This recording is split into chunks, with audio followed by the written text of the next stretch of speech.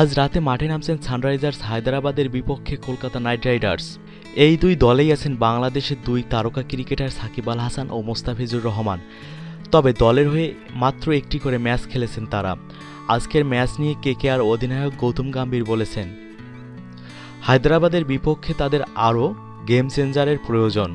কলকাতার সংবাদ প্রতিদিন নামক সংবাদ মাধ্যমকে একথা জানিয়েছেন কেকেআর অধিনায়ক গৌতম গম্ভীর। কেকেআর অধিনায়ক বলেছেন, হায়দরাবাদের বিরুদ্ধে জেতাটা খুব কঠিন হবে। ওদের শিখর ধাওয়ান ফর্মে আছে এবং কেন উইলিয়ামসন টিম কম্বিনেশনে ফিট করে যাওয়ায় হায়দরাবাদের ব্যাটিং এই মুহূর্তে খুবই শক্তিশালী। পাশাপাশি ভুবনেশ্বর কুমার আর রশিদ খানের উপস্থিতি বেশ একটা চ্যালেঞ্জিং বোলিং লাইন আপ তৈরি করেছে। আজ মনে হচ্ছে আমাদের আরও বেশি গেম চেঞ্জার দরকার।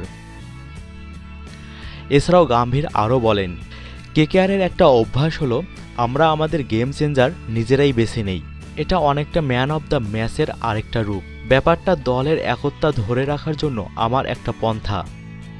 যেহেতু ম্যাচের সবচেয়ে বড় অবদান ম্যান অব দ্য ম্যাচের মাধ্যমেই মাঠেই স্বীকৃতি পেয়ে যায়, সেজন্য আমাদের নিজেদের দেয়া গেম চেঞ্জার পুরস্কারটা হলো ম্যাচের সেই ছোট্ট কিন্তু গুরুত্বপূর্ণ অবদানকে স্বীকৃতি দেয়া। ছোট অবদান হলেও যেটা কেকেআরের জয়ের ক্ষেত্রে গুরুত্বপূর্ণ। পুরস্কারের মধ্যে থাকে কিছু নগদ টাকা আর সেই টিমমেটের মুখে প্রচুর পরিমাণে কেক মাখানো। যতদিন জিতে চলেছি কেক কেনার খরচা নিয়ে আমার মাথা ব্যথা নেই।